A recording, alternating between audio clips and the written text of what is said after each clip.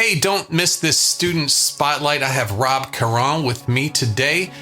He's been a student of mine for a while. He's been playing guitar for a long time, and we're going to hear about his journey and all of the things he's gone through to get to a really good place that he's in right now. So stay tuned.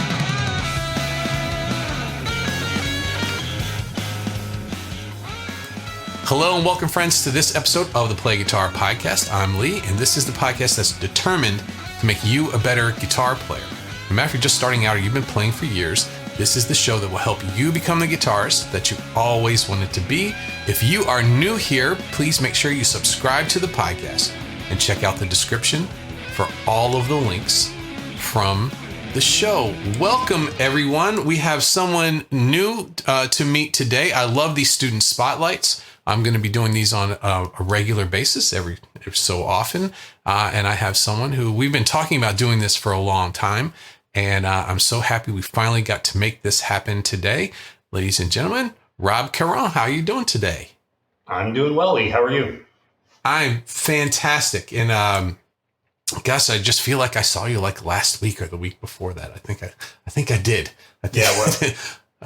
We with these student spotlights, what we like to do is get a little bit into the history of your guitar playing. And I know a little bit about that, and I thought it would be really interesting to bring this to the Play Guitar Podcast community, the players out there. And I get a lot from these episodes too. So could you tell us just a little bit about how you started playing the guitar and any instruments that you've been playing? Sure. So I started playing guitar when I was about 12 years old, just playing at home, playing my dad's guitar.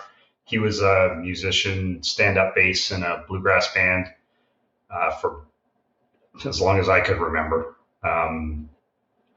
And when I was a kid, I used to go to all the bluegrass festivals and tour around with him on weekends and play gigs all the time and constant, live how old were you? Practice. How old were you when you started going to those bluegrass festivals? I've seen pictures of me when I was 6, 5, 3. Like, I can't remember. I've been doing. I went to them before I could remember. Let's put it that way. Right. Awesome. I've got a picture of me up in my closet upstairs in British Columbia, where we went to the I think it was called the Shoe Swap Festival, beside a teepee with my arms out like this. And I think I was 6 at the time. My sister was 4. We went out there for a weekend. So, so I started playing when I was about 12 years old. Mm-hmm. Not a lot, just sort of playing with some friends in a band in high school after that, but never played out, just played together. Right. Didn't play for a really long time after that. Years. Played a little bit in university, but just by myself. I never took lessons or learned anything. I learned from tabs primarily. And my dad also, who played, he was a stand-up bass player, but he was a really good guitar player as well. And my mom plays guitar and sings. So as I got out of university, I started playing with my mom and my stepdad, who plays bass. Mom plays guitar and sings. Mm-hmm. And I found playing with them was fun, but we were both playing the same cowboy chords in open position, and I really couldn't get out of that. So a few years ago, my son was 2, he's 5.5 now. So about 3.5 years ago, I decided I'm going to try to learn how to do this. The goal was I want to be able to play with them, but play something different than my mom's playing. Right. And do some lead stuff. And I'd learned some bluegrass leads, so I knew I had the ability to do that kind of thing, but I didn't have the knowledge or the foundation or the good base of skills to be able to know what I was doing. Like, I could play a fast little lead, but I didn't know what it was. I was just replicating what my dad had taught me note for note. Right. About 3.5 years ago, I started seeking out ways to learn. A couple of things online, looked up podcasts on Spotify. I found the Play Guitar podcast. I started listening to less like the podcast that you were doing. Mm-hmm. I don't know where you were at that point, maybe 100-ish, something like Mm-hmm. that. And I came across one episode in particular that always stuck with me. And anybody I talk to that's trying to learn, I go listen to this. I think it's 94. And it's the 30-foot view of Right. theater. And I was like, oh, this is like light bulb. In 30 minutes, you just explain stuff to me that I get. Right. Now I understand Right. it. So I went, okay, this is how I want to go forward, was with what Play Guitar has to offer. At the time, you weren't doing like coaching or anything like that, and I don't think the academy was around, Mm. but it was coming soon. Yeah. So I just started sort of informing my practice on the lessons, using the lessons as a basis for what to work on. And as you know, I joined the academy, and then I missed the first round of coaching and got in on the second round when you opened it up the second time, and here we are. So episode 94. Wow. That was a while ago. I think I it's can't 94. You're probably right. I have no idea what they all kind of, after about 5, they all just kind of blended into. I remember the first 5 really, really, really well. Right. So there was a 30,000-foot view, kind of like you're in an airplane or like a hot air balloon looking down, and it's instead of being inside of all the problems and trying to figure it out, stepping back and taking a look at the bigger picture on those things. What about that resonated with you? What were some of the things in that really stuck with you? It was presented in a way that was easy to understand for somebody that doesn't have any theory knowledge. Mm-hmm. It like you have a way of I don't know, communicating that I could understand. My dad had tried to teach me theory in the past, and I couldn't grasp it.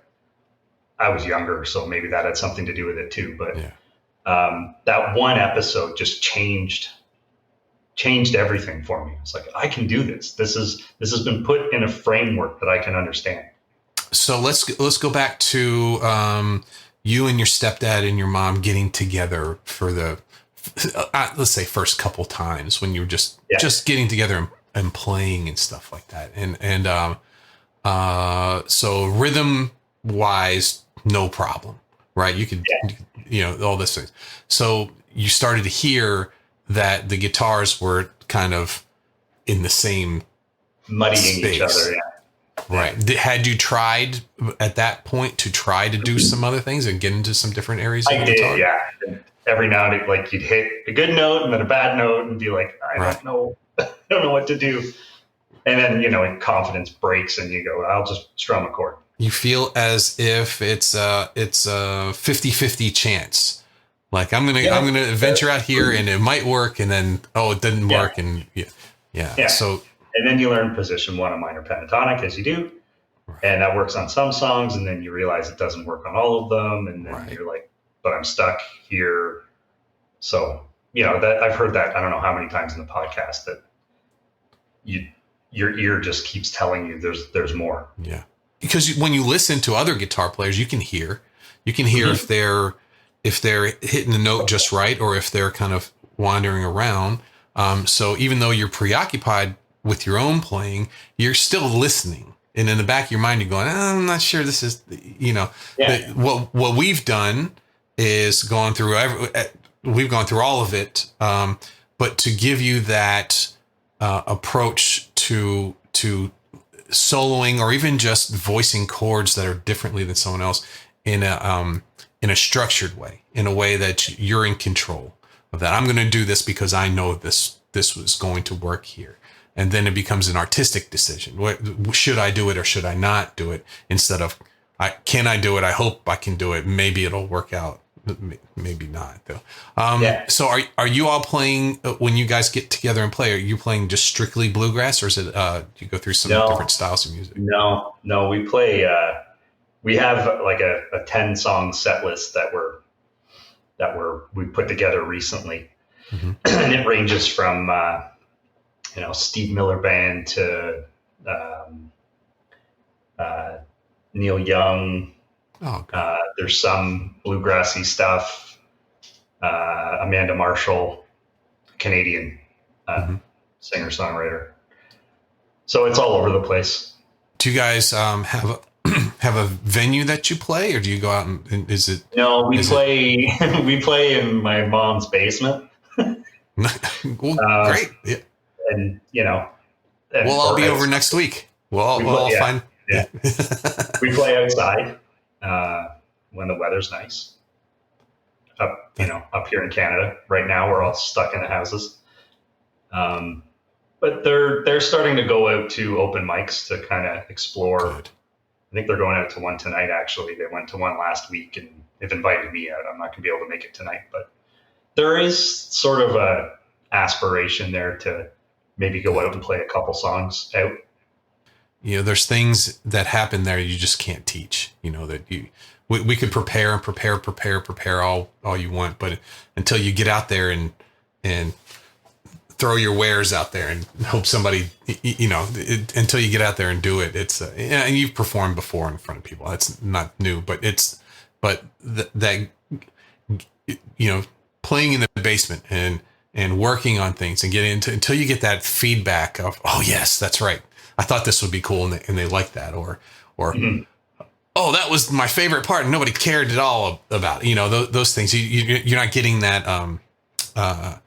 You're not getting a way to carve these songs in a way that's the most effective for communicating them across. Mm-hmm. So that's great that you guys are kind of taking that next step. If you can't, open mic nights can either be really, really fun or horrible. For both the player and the listener. Yeah. And it really depends on who's holding the open mic and how they all have different rules and things. If anyone listening to this is thinking about going out to an open mic to play, and I highly encourage you to do that. I would always recommend going there first when you're not playing. Go and check it out. Go and see how it works. Maybe talk to somebody there that's holding it, or someone who's been up to perform, and they can tell you how great it is, or just like it's like joining the army or something. It's like boot camp sometimes, So that's great. That's awesome. All right. So now that you've been working on your guitar, working on your chords, working on your leads and stuff like that, when you guys get together, what does it sound like now? What are the things that you play the most when you guys get together? Like, what do I play? You specifically. So I play different chord voicings than Mom plays, mostly up on the higher strings because Stepdad's playing the bass. Mm-hmm. And I do lots of different things within a song. Try to do things that complement the song. Mm-hmm. And Mom sings, so I back off while she's singing, and then they'll mm-hmm. give me a part that I can do a lead. And on some of the songs we've done them in coaching, and I've learned like the lead from a live show or something that somebody did, and I'll replicate a bunch of parts of it. And on other things, I just kind of do my own thing for a lead. Your own thing. So that was one of the next questions I was going to get to is are you finding your own style developing as this is going on? Are there some licks? Yeah. How would you describe your style? I don't know how to describe my style really. What I'm enjoying most right now is playing playing chords, but not just staying on a chord. Like playing a chord and then trying to putting a fill within the chord, mm-hmm. or playing a chord and sort of like Hendrixy, mm-hmm. SRV sort of stuff where you play a chord or part of a chord and then do some hammer-ons and pull-offs around it to make it sound a little more interesting. That's what I'm enjoying the most right now.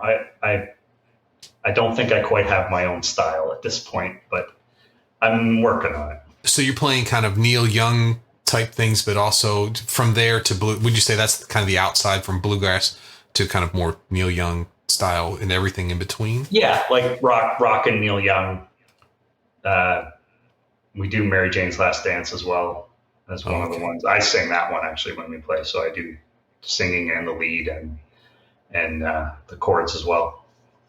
So I know we talked a lot about chord tone targeting and connecting the chords and using those. A lot of you look at a lot of the Hendrix little those kind of things. A lot of those connect into the chord notes of the next chord that's coming. It's kind of thinking ahead for the chord. So that's I know what we've worked on. Obviously, this is kind of a loaded interview because I know we've spent a lot of time together. But yeah, to connect. Thinking that way of thinking. Okay, there's an A note in the next chord. How could I get that in the coolest way possible? Get to that in the coolest way possible. So you start thinking of it as kind of a puzzle to put the pieces together to get you to someplace. So, I'm doing that right now. I learned the chords for Little Wing, and I'm just doing that, playing around, going from through the chord changes, and doing those kinds of things you just did there, and getting from chord to chord. And sometimes it works out, and sometimes it's like, oh no, that's not right, and fix it. So I'm starting to be able to think about the upcoming note that's in the chord. And sometimes it just kind of happens. Like it's almost like my ear pulls me somewhere. Right. And I didn't think that much about it, which I'm quite enjoying. Yeah. So a lot of what we do is kind of hidden ear training. So as we go through the regular lessons, I put a little theory in that's appropriate for the time. And so when you're practicing and you have the theory, you understand how it works and you're hearing it. Sometimes that's the best ear training, so you can replicate. And sometimes your ear wants to, that thing I did the other day, and you just kind of go into it without thinking. What would you say is the biggest light bulb moment for you as you're practicing? The biggest light bulb moment I had was not really during practice. It was just during playing. Maybe this isn't really what you're looking for, but I'll go there anyway. I'm looking for anything. Don't worry about don't worry about what I'm looking for. Like I said, it's been kind of 3.5 years of training and working to build the skills and build the foundation and all that. And I really hadn't, aside from getting together with my parents, I hadn't played songs that I used to play before I was trying to learn all the skills. Right. But I had a week up at the cottage and I brought my acoustic with me and I sat on the dock and I played. And I was playing songs that I used to play, but I was playing them differently and I was making up leads and I was playing different chord voicings. And I was like, oh, wow, I'm really happy. I'm really happy with where I am right now. I don't know, at some point after playing for an hour or something, I said to my wife, I'm really happy. It was that was a light bulb moment for me because I realized everything that I've been working towards, I feel like I've made it where I want it to be. Right. And then the next time we had a coaching session, I told you that, and that's what prompted this decision to do an interview. I think it was at the point in the academy where you were suggesting that we put a loop on of a chord and work through the major 4 scales. I think you'd said that you hadn't been pushing us hard enough to work on that. Right. And I think I said something along the lines of I don't feel like working on scales anymore. I want to work on songs. I want to work on songs I know, songs I like, and to play them in better and more interesting ways. Right.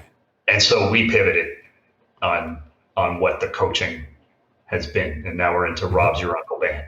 I said, you know what? I need to have you on the podcast. We need to share this. That for some people, the guitar is just an endless amount of frustration.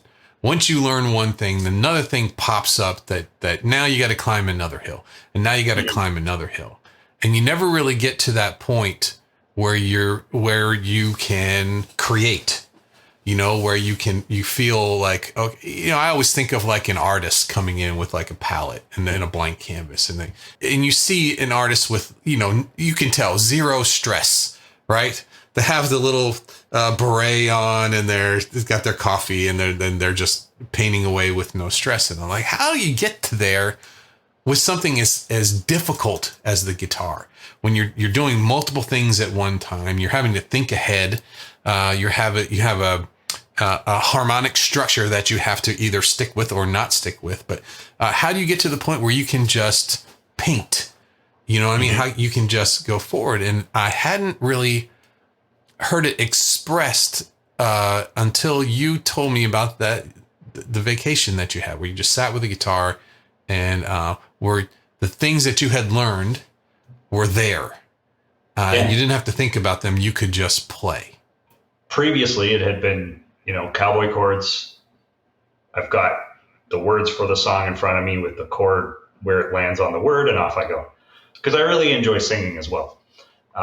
So that was what I was doing previously. But now I would do that, and then in between a verse or a chorus or something, I could play a lead, or I could find a more interesting way to, instead of playing a cowboy chord, go into something further up the neck and just make it more interesting, make it more pleasing to myself to hear. And I think also to my wife and son, who were on the dock with me swimming. It was something different that they would never have heard from me before. Like, I don't have grand ambitions, right? So it really was just the ability to do different things and make it sound interesting for myself. Like, I liked it. I liked what I was playing. And that made all the difference for me. It sounded so same all the time. Every time I played whatever song, Rocks in the Box by the Decemberists, it always sounded the same. Now I can play it in various different ways. Awesome. And that's what I wanted. Which leads us to Rob's your uncle, which no one knows why we're saying that. But we've been thinking about, like, one of the questions I always ask at the end of a student spotlight interview is, what's your musical goals? What do you see yourself doing over the next year or two? Where would you like to eventually be able to get to go? And we're kind of living that right now. We've been getting into recording a little bit, and we're getting into songwriting, and taking taking advantage of the place that you're in now with the guitar, where we can get a little creative and find a way to document that as well too. Well, it started out with write down 10 song names, whatever you want them to be. I got 5. Give them keys and come up with a chord progression. And I'm there on about 3 of them, and 2 of them are, let's call them works in progress. The thing after our last coaching session, the thing that I'm not great at, and you told me you have to do this, is make decisions. You can change your decisions later, but make some decisions. Like, I recorded a version of a song and sent it to you last week, and I don't like it, and I've changed it. Totally changed. I was late in sending it to you, so the feedback would come later, and I'm like, I don't like it. I want it different now. But I am enjoying it. It's giving me the opportunity to, as you say, take the things that I've learned and put them into practice. And it is a challenge to be creative in that way, because I don't think of myself as a very creative person. But I can sit down with a guitar and just do something. And then if I hear something that I like, it's like, okay, record it and then listen to it again. And what else could you do with that? What would complement it? And that's where I'm at with this Rob's Your Uncle band at this point?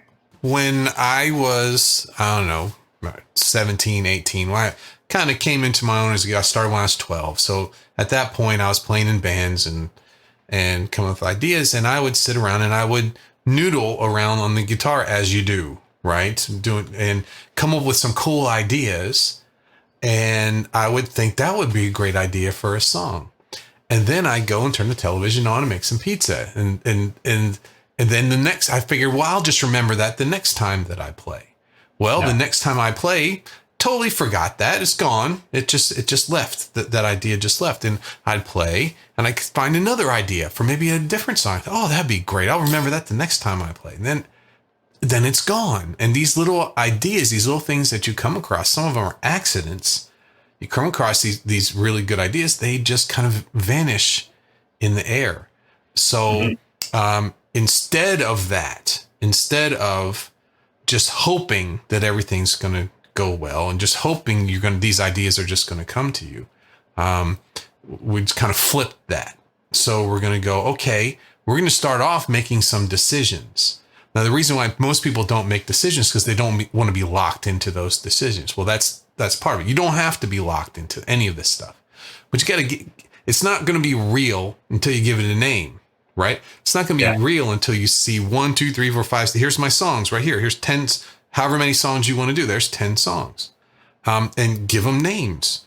You could name them all Bob Marley. You can name them anything you want. They can be changed later, but each one of those things is a step towards having something. And it's also practice making musical decisions. Okay, I'm going to make this decision today. Does it last? Some decisions might feel good at the time. Maybe you've been drinking a lot of caffeine that day and you're having, and it was sounding great. And then you listen back the next day. Oh, not so much. And then 3 days later, no, definitely not. That's not, but some of those ideas stick around and you hear it the next day, or you see that title for that song. And the next day you think about it and you go, yeah, I think that's it. That's the one there. That would never happen. Those song titles, those songs, the chord progressions, they would never happen if just noodling around. You kind of force yourself to make some decisions with the escape door of that. They don't have to be this forever. I can change them at any time, but it puts you on a path towards actually getting something. So we have 5 pretty good ideas at this point, you would say. What's your favorite of all of them? My favorite is the thing I kept calling the GCD thing. It's the one I sent you that I have changed already. Right. And I do like what I'm doing better now. It's a little more interesting, a little less repetitive. I want to break out of the 1-4-5 box and 12-bar format. I've gotta, that's one of my goals with one of these songs, at least, is to really break all the way out of that. Yeah. Well, the next, and I like the finger picking thing in D that I was doing too. That was fun.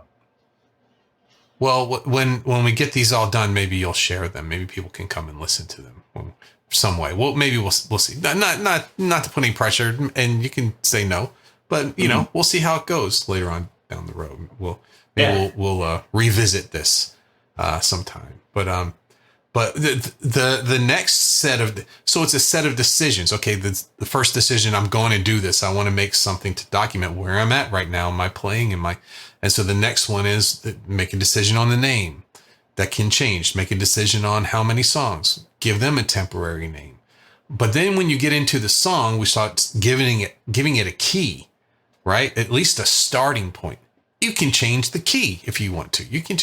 But then the next set of decisions is the form of the song. What's the form going to be, right? Are we going to have an intro to this one? Is it going to come straight in on the verse? Could it start with the chord? All of the different things that you could do. You can think about this all day long, but until you write it down on a little piece of paper or until you record it, it's hard to make an informed decision whether it's good or not. You know what I mean? There it is. oh, okay, I did it that way. Nah, I don't think so. Not this time. And you're carving, you're sculpting. You're sculpting this. The painting and sculpting and songwriting, to me, are all right in the same area. You know, and I think it's a healthy way to look at it too. I'm in the middle of this myself. I'm inspired by the Rob's Your Uncle band. Great. That's awesome. That's awesome.